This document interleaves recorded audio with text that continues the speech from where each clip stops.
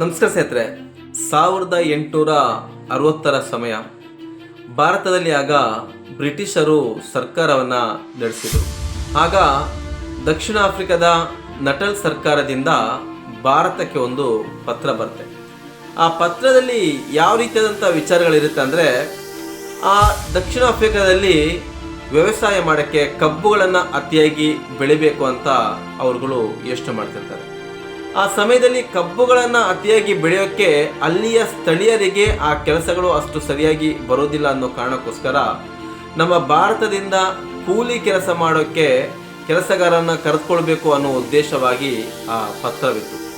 ಅಂದರೆ ಒಪ್ಪಂದ ಕೂಲಿ ಕಾರ್ಮಿಕರಾಗಿ ಒಪ್ಪಂದ ಮಾಡಿಕೊಂಡು ಕೂಲಿ ಕೆಲಸಕ್ಕಂತ ದಕ್ಷಿಣ ಆಫ್ರಿಕಕ್ಕೆ ಬರುವವರು 5 ವರ್ಷಗಳ ಕಾಲ ಅಲ್ಲಿ ಕೆಲಸಗಳನ್ನು ಮಾಡ್ಬೋದು.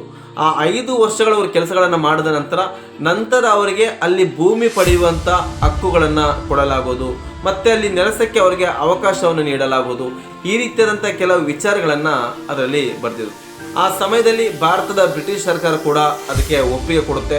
ಅನೇಕ ಜನರು ಭಾರತದಿಂದ ದಕ್ಷಿಣ ಆಫ್ರಿಕಕ್ಕೆ 1860ರಲ್ಲಿ ಕೂಲಿ ಕೆಲಸಕ್ಕಂತ ಹೋಗ್ತಾರೆ. ಭಾರತೀಯರು ಯಾವುದೇ ಒಂದು ದೇಶಕ್ಕೆ ಹೋಗ್ಲಿ, ಹೋದ ನಂತರ ಅವರ ಕೆಲಸಗಳಿಂದ ಅವರ ಗುಣ ನಡತೆಗಳಿಂದ ತುಂಬಾ ದೊಡ್ಡ ಮಟ್ಟಕ್ಕೆ ಬೆಳೆಯುವಂತ ಶಕ್ತಿ ಪ್ರತಿಯೊಬ್ಬ ಭಾರತೀಯರಲ್ಲೂ ಕೂಡ ಇದೆ. ಈ ಕೆಲಸಕ್ಕೆ ಹೋದ ನಂತರ ಹಂತ ಹಂತವಾಗಿ ಕಬ್ಬುಗಳನ್ನು ಬೆಳೆಯುವುದರ ಜೊತೆಗೆ ನಮ್ಮ ಭಾರತದಲ್ಲಿರುವಂತಹ ಸ್ವದೇಶಿ ಕೆಲವು ತಳಿಗಳನ್ನು ಕೂಡ ಅಲ್ಲಿ ಪರಿಚಯಿಸಿ ಅದನ್ನು ಕೂಡ ಅಲ್ಲಿ ಬೆಳೆಯೋಕ್ಕೆ ಶುರು ಮಾಡಿದ್ರು. ತುಂಬ ಅದ್ಭುತ ರೀತಿಯಲ್ಲಿ ಇವರು ಕೆಲಸಗಳನ್ನು ಮಾಡ್ತಿದ್ರು. ಈ ಕೆಲಸಗಳನ್ನು ಮಾಡ್ತಿರೋ ಸಮಯದಲ್ಲೇ 5 ವರ್ಷಗಳ ಆದ ನಂತರ ಅವರಿಗೆ ಭೂಮಿಯನ್ನು ಪಡೆಯುವಂಥ ಹಕ್ಕು ಸಿಗುತ್ತೆ. ಭೂಮಿಯನ್ನು ಪಡಿತಾರೆ, ನಂತರ ವ್ಯವಸಾಯಗಳನ್ನು ಮಾಡ್ತಾರೆ. ಅದರ ನಂತರ ವ್ಯಾಪಾರಕ್ಕೂ ಕೂಡ ಇವರು ಬರ್ತಾರೆ. ಆ ವ್ಯಾಪಾರ ಕ್ಷೇತ್ರಕ್ಕೆ ಯಾವಾಗ ಭಾರತೀಯರು ದಕ್ಷಿಣ ಆಫ್ರಿಕಾದಲ್ಲಿ ಬರ್ತಾರೋ ಆ ಸಮಯದಲ್ಲಿ ಅಲ್ಲಿನ ಸರ್ಕಾರಗಳಿಗೆ, ಅಲ್ಲಿನ ಜನತೆಗೆ ಸ್ವಲ್ಪ ಯೋಚನೆ ಮಾಡೋ ರೀತಿಯಲ್ಲಿ ಅವರು ಯೋಚನೆಯನ್ನು ಮಾಡ್ತಾರೆ. ಕೂಲಿ ಕೆಲಸಕ್ಕಂತ ಬಂದವರು ಇಷ್ಟು ದೊಡ್ಡ ಮಟ್ಟಕ್ಕೆ ಬೆಳೀತಿದ್ದಾರೆ, ಈಗ ವ್ಯಾಪಾರದಲ್ಲೂ ಕೂಡ ಇವರು ಪ್ರವೇಶವನ್ನ ಪಡೆದಿದ್ದಾರೆ, ಇದನ್ನು ಹೇಗಾದ್ರೂ ಮಾಡಿ ತಡಿಬೇಕು, ತುಂಬಾ ಎತ್ತರಕ್ಕೆ ಇವರನ್ನ ಬೆಳಕ್ಕೆ ಬಿಡಬಾರ್ದು ಅನ್ನೋ ಒಂದು ಮನಸ್ಥಿತಿ ಆಗಲೇ ಅಲ್ಲಿನ ಸರ್ಕಾರಕ್ಕೂ ಜನತೆಗೂ ಬರಕ್ಕೆ ಶುರುವಾಯಿತು. ಅದರ ನಂತರ ಒಂದೊಂದು ರೀತಿಯಾದಂಥ ಕಾನೂನುಗಳನ್ನ ತರಕ್ಕೆ ಶುರು ಮಾಡಿದ್ರು. 1893-94ರ ಸಮಯ ಅದಾಗಲೇ ಭಾರತದಿಂದ ದಕ್ಷಿಣ ಆಫ್ರಿಕಕ್ಕೆ ಒಂದು ಕೇಸ್ನ ಕೆಲಸಕ್ಕಂತ ಹೋದಂತ ಒಬ್ಬ ವ್ಯಕ್ತಿ. ಇವರು ಭಾರತದಿಂದ ದಕ್ಷಿಣ ಆಫ್ರಿಕಾಕ್ಕೆ ಹೋಗುವ ಸಮಯದಲ್ಲಿ ಒಂದು 6-9 ತಿಂಗಳುಗಳ ಕಾಲ ಒಂದು ಕೇಸ್ನ ಬಗ್ಗೆ ಕೆಲಸ ಮಾಡಕ್ಕೆ ಹೋದಂತ ಒಬ್ಬ ವ್ಯಕ್ತಿ. ಭಾರತೀಯರ ಮೇಲಾಗುತ್ತಿದ್ದಂತ ಆ ದೌರ್ಜನ್ಯಗಳು, ಯಾವ ರೀತಿಯಾದಂತ ದೌರ್ಜನ್ಯಗಳು ಆಗ ಭಾರತೀಯರ ಮೇಲಾಗುತ್ತಿತ್ತಂದ್ರೆ, ಭಾರತೀಯರು ರಾತ್ರಿ 7 ಗಂಟೆಯ ಮೇಲೆ ಹೊರಗೆ ನಡೆದಾಡುವ ರೀತಿಯಲ್ಲಿ ಇರಲಿಲ್ಲ. ಭಾರತೀಯರು ಕೆಲವು ಏರಿಯಾಗಳ ಮೇಲೆ ಫುಟ್ಪಾತ್ನ ಮೇಲೆ ನಡೆದಾಡುವಂತಿರಲಿಲ್ಲ. ಟ್ರೈನಲ್ಲಿ ಫಸ್ಟ್ ಕ್ಲಾಸ್ ಮತ್ತು ಸೆಕೆಂಡ್ ಕ್ಲಾಸ್ ಕೋಚ್ನಲ್ಲಿ ಇವರು ಹೋಗುವಂತಿರಲಿಲ್ಲ. ಕುದುರೆ ಗಾಡಿಗಳಲ್ಲೂ ಕೂಡ ಮೆಟ್ಟಿಲಲ್ಲೇ ಕೂತ್ಕೊಳ್ಳುವಂತಹ ಪರಿಸ್ಥಿತಿಗಳು, ಈ ರೀತಿಯಾದಂತಹ ಶೋಷಣೆಗಳು ಭಾರತೀಯರ ಮೇಲೆ ನಡೀತಿತ್ತು. ಇದನ್ನೆಲ್ಲವನ್ನು ಮನಗಂಡಂತ ಆ ವ್ಯಕ್ತಿ ಇದನ್ನೆಲ್ಲನೂ ಸಹಿಸಿಕೊಂಡು, ಇದನ್ನೆಲ್ಲ ಗಮನಿಸಿಕೊಂಡು ದಕ್ಷಿಣ ಆಫ್ರಿಕಾದಲ್ಲಿ ಇದ್ದಂತ ಭಾರತೀಯರನ್ನ ಒಗ್ಗೂಡಿಸೋಕೆ ಒಂದು ಪ್ರಯತ್ನವನ್ನ ಪಡ್ತಾರೆ. ಯಾವ ರೀತಿಯಾದಂಥ ಪ್ರಯತ್ನವನ್ನು ಪಡ್ತಾರೆ ಅಂದರೆ, ದಕ್ಷಿಣ ಆಫ್ರಿಕಾದಲ್ಲಿ ಇರುವಂಥ ಭಾರತೀಯರ ಎಲ್ಲ ಹಿಂದೂಗಳನ್ನ, ಭಾರತೀಯರಾದಂಥ ಎಲ್ಲ ಮುಸ್ಲಿಮರನ್ನ, ಭಾರತೀಯರಾದಂಥ ಎಲ್ಲ ಕ್ರೈಸ್ತರನ್ನ, ಇವರೆಲ್ಲರನ್ನು ಕೂಡ ಒಂದುಗೂಡುವಂಥ ಒಂದು ಕೆಲಸವನ್ನು ಮಾಡ್ತಾರೆ. ನಂತರ ದಿನಗಳಲ್ಲಿ ಇವರ ಕೆಲಸ ಮುಗಿಯುತ್ತೆ. ಕೆಲಸ ಮುಗಿದ ನಂತರ ಇವರು ಭಾರತಕ್ಕೆ ಬರಬೇಕು ಅನ್ನುವಂಥ ಒಂದು ಸಮಯ. ಆ ಭಾರತಕ್ಕೆ ಬರಬೇಕು ಅನ್ನೋ ಸಮಯದಲ್ಲಿ, ಇನ್ನೇನು ಇವರು ಶಿಪ್ ಹತ್ತಿ ಭಾರತಕ್ಕೆ ಬರಬೇಕು ಅನ್ನೋ ಸಮಯದಲ್ಲಿ ಪೇಪರ್ಗಳನ್ನ ಓದ್ತಿರ್ತಾರೆ. ಆ ಪೇಪರ್ಗಳನ್ನ ಓದ್ತಿರ್ಬೇಕಾದ್ರೆ ಆ ಪೇಪರ್ನಲ್ಲಿ ದಕ್ಷಿಣ ಆಫ್ರಿಕಾದಲ್ಲಿ ಇರುವಂತ ಭಾರತೀಯರ ಮತದಾನ ಹಕ್ಕುಗಳ ಮೇಲೆ ಒಂದು ಬದಲಾವಣೆಯನ್ನು ತರಬೇಕು ಅನ್ನೋ ಒಂದು ವಿಚಾರ ಇವರು ಅದನ್ನ ಓದ್ತಾರೆ. ಆ ವಿಚಾರವನ್ನ ಇವರು ಪೇಪರ್ ಅಲ್ಲಿ ಓದಿದಾಗ ಇವರಿಗೆ ತುಂಬಾ ನೋವಾಗುತ್ತೆ. ಈಗಾಗಲೇ ಭಾರತೀಯರ ಮೇಲೆ ಅನೇಕ ರೀತಿಯಾದಂತ ಶೋಷಣೆಗಳು ನಡೀತಿದೆ. ಈ ಮತದಾನದ ಹಕ್ಕುಗಳ ಮೇಲೆ ತರುವಂತ ಈ ಕಾನೂನು ಇನ್ನೂ ಕೂಡ ಭಾರತೀಯರ ಮೇಲೆ ಅತಿ ಹೆಚ್ಚು ರೀತಿಯ ಶೋಷಣೆಯನ್ನು ಮಾಡುವ ರೀತಿಯಲ್ಲಿ ಇದು ಪರಿಣಾಮಗಳು ಬೀರುತ್ತೆ ಅಂತ ಮತ್ತೆ ಭಾರತಕ್ಕೆ ಬರುವವರು ಕೂಡ ಅಲ್ಲೇ ನಿಂತು ಮತ್ತೆ ಭಾರತೀಯರನ್ನೆಲ್ಲರೂ ಕೂಡ ಒಂದುಗೂಡಿಸ್ತಾರೆ. ಆ ಸಮಯದಲ್ಲಿ ಒಬ್ಬ ಬಾಲಸುಂದರನ್ ಅನ್ನೋ ಒಬ್ಬ ತಮಿಳು ವ್ಯಕ್ತಿ ಇವರ ಕಚೇರಿಗೆ ಓಡೋಡಿ ಬರ್ತಾನೆ. ಇವರು ಕಚೇರಿಗೆ ಓಡೋಡಿ ಬರಬೇಕಾದ್ರೆ ಆ ವ್ಯಕ್ತಿ ತಲೆಯಲ್ಲಿ ಸಂಪೂರ್ಣವಾಗಿ ರಕ್ತ ಬರ್ತಿತ್ತು, 2 ಹಲ್ಲುಗಳು ಉದುರಿ ಹೋಗಿತ್ತು. ಆ ರೀತಿ ಆ ವ್ಯಕ್ತಿಯ ಮೇಲೆ ಹಲ್ಲೆಯನ್ನ ಮಾಡಿರ್ತಾರೆ ಅಲ್ಲಿಯ ಸ್ಥಳೀಯರು. ಮೊದಲಿಗೆ ಆ ವ್ಯಕ್ತಿಯನ್ನ ಹಾಸ್ಪಿಟಲ್ಗೆ ಕರೆದುಕೊಂಡು ಹೋಗಿ ಅವರಿಗೆ ಚಿಕಿತ್ಸೆಯನ್ನು ನೀಡಿ ಆ ಚಿಕಿತ್ಸೆ ನೀಡಿದಂತಹ ಸರ್ಟಿಫಿಕೇಟ್ ಅನ್ನ ಪಡೆದುಕೊಳ್ತಾರೆ. ಚಿಕಿತ್ಸೆ ನೀಡಿದಂತ ಸರ್ಟಿಫಿಕೇಟ್ ಅನ್ನ ಪಡೆದುಕೊಂಡ ನಂತರ ಆ ವ್ಯಕ್ತಿ ಹತ್ರ ಏನಾಯ್ತು ಎಂದು ಕೇಳುವಾಗ ಆ ವ್ಯಕ್ತಿ ಭಾರತೀಯನಾಗಿದ್ದಾನೆ ಮತ್ತು ತಮಿಳುನಾಡಿನವನಾಗಿದ್ದಾನೆ. ಅವನ ಕೆಲಸಕ್ಕಿದ್ದಂತಹ ಆ ಮಾಲೀಕ ಆ ವ್ಯಕ್ತಿಗೆ ಆ ರೀತಿ ಹಲ್ಲೆಯನ್ನ ಮಾಡಿರ್ತಾನೆ. ಆ ಸಂಪೂರ್ಣ ವಿವರಗಳನ್ನ ಇವರು ಪಡ್ಕೊಳ್ತಾರೆ. ಆಗ ಭಾರತದಿಂದ ದಕ್ಷಿಣ ಆಫ್ರಿಕಾಕ್ಕೆ ಒಪ್ಪಂದದ ಮೇರೆಗೆ ಕೆಲಸಕ್ಕೆ ಹೋದವರ ಕಾನೂನುಗಳು ಏನಿರುತ್ತೆ ಅನ್ನೋದ್ರ ಬಗ್ಗೆ ಅವರು ತಿಳ್ಕೊಳ್ತಾರೆ. ಕಾನೂನುಗಳು ಏನು ಹೇಳ್ತಿರುತ್ತೆ ಅಂದ್ರೆ, ಒಬ್ಬ ಒಪ್ಪಂದದ ಮೇಲೆ ಒಬ್ಬ ಮಾಲೀಕನ ಜೊತೆಗೆ ಅವನು ಕೆಲಸವನ್ನ ಮಾಡ್ತಿದ್ದಾಗ ಯಾವುದೇ ಕಾರಣಕ್ಕೂ ಆ ಕೆಲಸವನ್ನು ಬಿಟ್ಟು ಇನ್ನೊಬ್ಬರ ಜೊತೆಗೆ ಕೆಲಸಕ್ಕೆ ಹೋಗೋ ರೀತಿಯಲ್ಲಿ ಇವರು ಇರಲಿಲ್ಲ. ಅದೇ ರೀತಿ ಇಲ್ಲಿ ಕೆಲಸ ಬಿಟ್ಟು ಇನ್ನೊಬ್ಬರ ಮಾಲೀಕರ ಜೊತೆಗೆ ಅವರ ಕೆಲಸಕ್ಕಂತ ಹೋದಾಗ ಇನ್ನೊಬ್ಬ ಮಾಲೀಕ ಅವನನ್ನು ಕೆಲಸಕ್ಕೆ ತೆಗೆದುಕೊಳ್ಳಬಾರದು. ಈ ರೀತಿಯಾದಂಥ ನಿಯಮಗಳನ್ನ ಅವರು ತಿಳ್ಕೊಳ್ತಾರೆ. ಕಾನೂನಿನ ಪ್ರಕಾರ ಆ ಮಾಲೀಕನಿಗೆ ಈ ಕೆಲಸಗಾರನ ಮೇಲೆ ಮಾರಣಾಂತಿಕವಾಗಿ ಹಲ್ಲೆ ಮಾಡುವಂತ ಅಧಿಕಾರ ಅವರಿಗೆ ಇರಲಿಲ್ಲ. ಈ ಕೂಲಿ ಕೆಲಸದವನನ್ನು ಆ ಮಾಲೀಕನಿಂದ ಕೆಲಸ ಬಿಡಿಸಿ ಬೇರೊಬ್ಬರ ಜೊತೆಗೆ ಕೆಲಸಕ್ಕೆ ಸೇರಿಸುವ ರೀತಿಯಲ್ಲಿ ಒಂದು ಪ್ರಯತ್ನ ಇವರದ್ದು ನಡೀತಿತ್ತು. ಆ ಪ್ರಯತ್ನದಲ್ಲಿ ಇವರು ಯಶಸ್ಸನ್ನ ಕಾಣ್ತಾರೆ ಕೂಡ. ಕಾನೂನು ಹೋರಾಟದಲ್ಲಿ ಅದಕ್ಕೆ ಅವಕಾಶವನ್ನು ಕೊಡುತ್ತೆ. ಈ ಕೂಲಿ ಕೆಲಸದ ವ್ಯಕ್ತಿಯನ್ನ ಬೇರೆ ಮಾಲೀಕರ ಜೊತೆಗೆ ಕೆಲಸ ಮಾಡುವ ನಿಟ್ಟಿನಲ್ಲಿ ಇವರಿಗೆ ಕೆಲಸವನ್ನ ಕೊಡಿಸ್ತಾರೆ. ಈ ಘಟನೆ ನಡೆದ ನಂತರ ಸಂಪೂರ್ಣವಾದಂಥ ದಕ್ಷಿಣ ಆಫ್ರಿಕಾದಲ್ಲಾಗಿರ್ಬೋದು, ನಟಲ್ನಲ್ಲಾಗಿರ್ಬೋದು, ತಮಿಳುನಾಡಿನಲ್ಲಾಗಿರ್ಬೋದು, ಭಾರತದಲ್ಲಾಗಿರ್ಬೋದು ಈ ವಿಚಾರ ಅತಿ ಹೆಚ್ಚು ಚರ್ಚೆಗೆ ಬರುತ್ತೆ. ದಕ್ಷಿಣ ಆಫ್ರಿಕಾದಲ್ಲಿರುವಂಥ ಎಲ್ಲ ಭಾರತೀಯರ ಹಿತದೃಷ್ಟಿಯನ್ನು ಕಾಪಾಡುವಂಥವ್ರು ಒಬ್ಬರು ಇದ್ದಾರೆ, ಕೇಳುವಂಥ ಒಬ್ಬರು ಇದ್ದಾರೆ ಅನ್ನೋ ಬಗ್ಗೆ ಚರ್ಚೆಗಳು ಪ್ರಾರಂಭ ಆಗುತ್ತೆ. ಆ ಸಮಯದಲ್ಲಿ ಯಾರಾದರೂ ಒಬ್ಬ ಸಾಮಾನ್ಯವಾದಂಥ ಒಬ್ಬ ವ್ಯಕ್ತಿ ಸಾರ್ವಜನಿಕವಾಗಿ ಉತ್ತಮವಾದಂಥ ಕೆಲಸಗಳನ್ನು ಮಾಡ್ತಿದ್ದಾನೆ ಅಂದಾಗ ಆ ಸಮಯದಲ್ಲಿ ರಾಜಕೀಯ ನಾಯಕರ ಕಣ್ಣು ಅವರ ಮೇಲೆ ಬಿದ್ದೇ ಬೀಳ್ತಿತ್ತು. ಅವರನ್ನು ಉತ್ತಮ ರೀತಿಯಲ್ಲಿ ಬಳಸ್ಕೊಳ್ತಿದ್ರು ಕೂಡ. ಆದರೆ ಈಗ ಆ ರೀತಿ ಅಲ್ಲ. ಈಗ ನೀವು ಎಷ್ಟೇ ಉತ್ತಮವಾಗಿ ಸಾರ್ವಜನಿಕವಾಗಿ ಕೆಲಸವನ್ನು ಮಾಡಿದ್ರು ಕೂಡ ದುಡ್ಡಿರೋರ ಮೇಲೆ ಮಾತ್ರ ರಾಜಕೀಯ ಪಕ್ಷದ ನಾಯಕರ ಕಣ್ಣುಗಳು ಬೀಳುತ್ತೆ. ಇದು ಇತ್ತೀಚಿನ ಪರಿಸ್ಥಿತಿ, ಈಗಿನ ಪರಿಸ್ಥಿತಿ. ಆದರೆ ಆಗ ಹಾಗಿರಲಿಲ್ಲ. ಆಗ ಉತ್ತಮ ವ್ಯಕ್ತಿ ಆಗಿರಬೇಕು, ಸಾಮಾಜಿಕವಾಗಿ ಜನರಿಗೆ ಉತ್ತಮ ಕೆಲಸ ಮಾಡುವಂಥ ವ್ಯಕ್ತಿ ಯಾರೇ ಆಗಿರಲಿ ಅವನನ್ನ ಬಳಸಿಕೊಳ್ತಿದ್ರು, ಉಪಯೋಗಿಸಿಕೊಳ್ತಿದ್ದರು, ಅವನಿಗೆ ಉತ್ತಮವಾದಂಥ ಸ್ಥಾನಮಾನಗಳನ್ನು ನೀಡ್ತಿದ್ರು.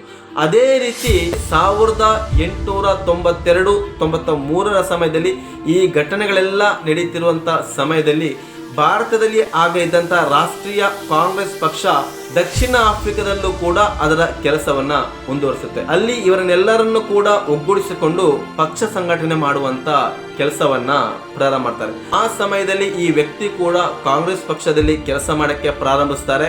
ಆ ಸಮಯದಲ್ಲಿ ಪಕ್ಷ ಸಂಘಟನೆಗೆ ದುಡ್ಡಿರೋರು ತಿಂಗಳಿಗೆ 3 ಪೌಂಡ್ ಚಂದವನ್ನ ಕಾಂಗ್ರೆಸ್ ಪಕ್ಷಕ್ಕೆ ನೀಡ್ತಿದ್ರು. ದುಡ್ಡು ಇಲ್ಲದಿರೋರು ತಿಂಗಳಿಗೆ 1 ಪೌಂಡ್ ಚಂದವನ್ನ ಕಾಂಗ್ರೆಸ್ ಪಕ್ಷಕ್ಕೆ ನೀಡ್ತಿದ್ರು.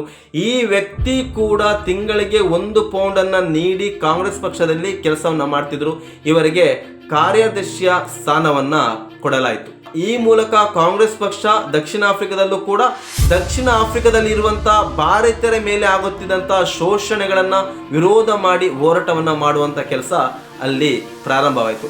ನಂತರ ದಿನಗಳಲ್ಲಿ ಏನಾಗುತ್ತೆ ಅಂದ್ರೆ ನಟಲ್ ಸರ್ಕಾರ ಬಹು ದೊಡ್ಡದಾದಂತಹ ಒಂದು ಬದಲಾವಣೆಯನ್ನ ತರಕ್ಕೆ ಅವರು ಯೋಚನೆ ಮಾಡ್ತಾರೆ.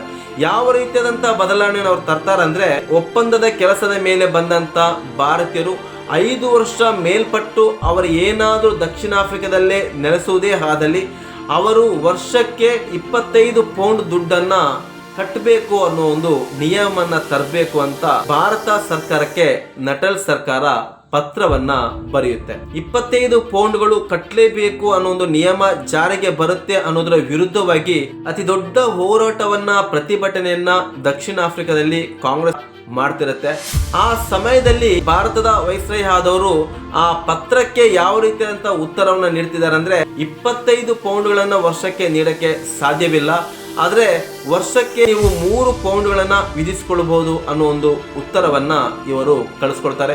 ನಿಜವಾಗಿಯೂ ಕೂಡ ವರ್ಷಕ್ಕೆ 3 ಪೌಂಡ್ ಅನ್ನೋದು ಕೂಡ ಆಗಿನ ಕಾಲದಲ್ಲಿ ಅಲ್ಲಿರುವಂತಹ ಭಾರತೀಯರಿಗೆ ಅದು ತುಂಬಾ ದೊಡ್ಡದೇ ಆಗಿತ್ತು. ಯಾಕಂದ್ರೆ ಗಂಡ ಹೆಂಡತಿ ಮತ್ತು 16 ವರ್ಷ ಮೇಲ್ಪಟ್ಟ ಹುಡುಗನಿಗೂ ಕೂಡ ಅಷ್ಟೇ ತೆರಿಗೆಯನ್ನು ವಿಧಿಸಬೇಕಿತ್ತು.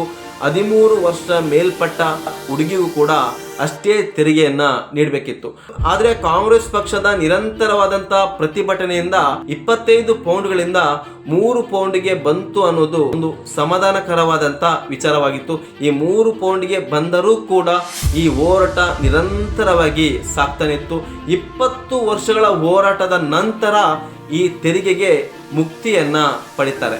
ಈ ತೆರಿಗೆಯ ಮುಕ್ತಿಯನ್ನ ಪಡೆಯುವಷ್ಟರಲ್ಲಿ ಅನೇಕ ಹೋರಾಟಗಳು ನಡೆದಿರುತ್ತೆ, ಗೋಲಿಬಾರ್ಗಳು ನಡೆದಿರುತ್ತೆ. ಆ ಗೋಲಿಬಾರ್ಗಳಲ್ಲಿ ಭಾರತೀಯರು ಅನೇಕ ಜನರು ಪ್ರಾಣವನ್ನು ಕೂಡ ಕಳೆದುಕೊಂಡಿರುತ್ತಾರೆ. 10,000ಕ್ಕೂ ಅಧಿಕ ಜನರು ಸೆರೆಮನೆ ವಾಸವನ್ನು ಕೂಡ ಅನುಭವಿಸಿರ್ತಾರೆ. ಏನೇ ಆದರೂ ಕೂಡ ಕೊನೆಗೆ ಆ ಹೋರಾಟದಲ್ಲಿ ಭಾರತೀಯರಿಗೆ ಜಯ ಸಿಗುತ್ತೆ. ಇಷ್ಟು ಹೋರಾಟಗಳ ಜವಾಬ್ದಾರಿಯನ್ನು ತಕೊಂಡು ಆ ಹೋರಾಟಗಳನ್ನ ಯಶಸ್ವಿಯಾಗಿ ಮಾಡಿದವರು ಬೇರೆ ಯಾರು ಅಲ್ಲ, ಅದು ಮಹಾತ್ಮ ಗಾಂಧೀಜಿಯವರೇ. ಮಹಾತ್ಮ ಗಾಂಧೀಜಿಯವರು ಕೂಡ ಮೊದಲು ಕಾಂಗ್ರೆಸ್ ಪಕ್ಷಕ್ಕೆ ಸೇರುವಾಗ ತಿಂಗಳಿಗೆ 1 ಪೌಂಡ್ ಚಂದವನ್ನ ಕಟ್ತಿದ್ರು ಅನ್ನೋದನ್ನ ಅವರೇ ಸ್ವತಃ ಹೇಳಿಕೊಂಡಿದ್ದಾರೆ. ಯಾರಿಗೂ ಕೂಡ ಒಂದು ದೊಡ್ಡ ಸ್ಥಾನ ಪಡಿಬೇಕಾದ್ರೆ ಆ ದೊಡ್ಡ ಸ್ಥಾನ ತನ್ನಷ್ಟಕ್ಕೆ ಬರಲ್ಲ.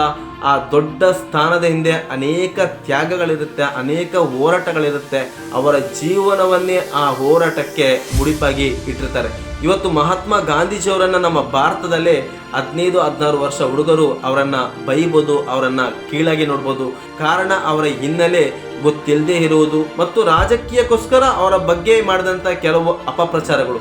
ನಿಜವಾಗಿಯೂ ಒಬ್ಬ ವ್ಯಕ್ತಿಯನ್ನ ದೂರಕ್ಕೂ ಮುಂಚೆ ಆ ವ್ಯಕ್ತಿ ನಡೆದು ಬಂದಂತ ಸಂಪೂರ್ಣ ವಿಚಾರವನ್ನ ತಿಳಿದುಕೊಂಡಾಗ ಆ ವ್ಯಕ್ತಿಯ ನಿಜ ಸ್ವರೂಪ ತಿಳಿಯುವುದು. ಆದರೆ ನಮ್ಮಲ್ಲಿ ಆ ಸತ್ಯವನ್ನ ತಿಳಿದುಕೊಳ್ಳುವಂತ ಪೇಷನ್ಸು ಯಾರಲ್ಲೂ ಕೂಡ ಇಲ್ಲ. ಯಾರೋ ಒಂದು ಮಾತನ್ನ ಹೇಳ್ತಾರೆ, ಆ ಮಾತನ್ನ ಕೇಳ್ತೀವಿ, ಅದೇ ಸರಿ ಅಂತ ನಂಬಿಕೊಂಡು ಅದರ ಪರವಾಗಿ ವಾದ ಮಾಡ್ತೀವಿ, ಚರ್ಚೆ ಮಾಡ್ತೀವಿ. ವಾಸ್ತವ ವಿಚಾರವನ್ನ ತಿಳಿದುಕೊಳ್ಳದೆ ಒಬ್ಬ ವ್ಯಕ್ತಿಯ ಬಗ್ಗೆ ಯಾವುದೇ ಒಂದು ನಿರ್ಧಾರವನ್ನ ತೆಗೆದುಕೊಳ್ಳಕ್ಕೆ ಸಾಧ್ಯನೇ ಇಲ್ಲ. ಕಾಂಗ್ರೆಸ್ ಪಕ್ಷದ ಕೊಡುಗೆ ಈ ದೇಶಕ್ಕಾಗಿರ್ಬೋದು, ವಿದೇಶದಲ್ಲಿದ್ದಂಥ ಭಾರತೀಯರಿಗೂ ಆಗಿರ್ಬೋದು, ಸಾಕಷ್ಟು ಉತ್ತಮ ಕೆಲಸಗಳನ್ನ ಕಾಂಗ್ರೆಸ್ ಪಕ್ಷ ಮಾಡಿದ ಕೂಡ.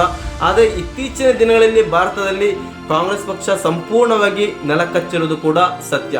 ಇದು ವಿಧಿಯ ನಿಯಮ. ಒಬ್ಬರು ತುದಿಯಲ್ಲಿ ಇದಾರಂದ್ರೆ ಅದು ವ್ಯಕ್ತಿ ಆಗಿರ್ಬೋದು, ಪಕ್ಷ ಆಗಿರ್ಬೋದು, ಯಾರೇ ಆಗಿರ್ಬೋದು, ಅದು ಕೆಳಗೆ ಬೀಳಲೇಬೇಕು. ಕೆಳಗೆ ಬಿದ್ದ ನಂತರ ಮತ್ತೆ ಮೇಲೆ ಹೋಗ್ಲೇಬೇಕು. ಮೇಲಿರೋರು ಯಾರು ಕೂಡ ಶಾಶ್ವತವಾಗಿ ಮೇಲೆ ಕುಳಿತುಕೊಳ್ಳಲ್ಲ. ಮೇಲಿರುವವರು ಕೆಳಗೆ ಬರಲೇಬೇಕು, ಕೆಳಗಿರುವವರು ಮತ್ತೆ ಮೇಲೆ ಹೋಗ್ಲೇಬೇಕು. ಇದು ಪ್ರಕೃತಿಯ ಮತ್ತು ಆ ಭಗವಂತನ ನಿಯಮವಾಗಿದೆ. ಯಾರು ಎಲ್ಲೇ ಇದ್ರೂ ಕೂಡ ಅವರು ಯಾವ ರೀತಿಯಾದಂಥ ಉತ್ತಮವಾದಂಥ ಹೋರಾಟಗಳನ್ನ ಮಾಡ್ತಾರೆ ಅನ್ನೋದೇ ಮುಖ್ಯವಾಗಿದೆ. ವಿಡಿಯೋವನ್ನು ಪೂರ್ತಿ ನೋಡಿದಂಥ ಸಮಸ್ತ ಕನ್ನಡಿಗರೇ ಧನ್ಯವಾದ ಸಲ್ಲಿಸುತ್ತಾ ಇಂಥ ಅನೇಕ ಉತ್ತಮವಾದಂಥ ವಿಚಾರಗಳನ್ನು ಈ ಚಾನಲ್ ಮೂಲಕ ತಿಳಿಸ್ತಾ ಬರ್ತೀನಿ. ದಯವಿಟ್ಟು ಚಾನಲ್ ಸಬ್ಸ್ಕ್ರೈಬ್ ಮಾಡಿ, ವಿಡಿಯೋ ಇಷ್ಟ ಆಯ್ತಂದ್ರೆ ಲೈಕ್ ಮಾಡಿ. ಮತ್ತೆ ಮುಂದಿನ ಸಂಚಿಕೆಯಲ್ಲಿ ಇನ್ನೊಂದು ಉತ್ತಮವಾದಂಥ ವಿಚಾರದೊಂದಿಗೆ ನಿಮ್ಮ ಮುಂದೆ ಬರ್ತೀನಿ. ಅಲ್ಲಿವರೆಗೂ ನಮಸ್ಕಾರ ಸ್ನೇಹಿತರೆ.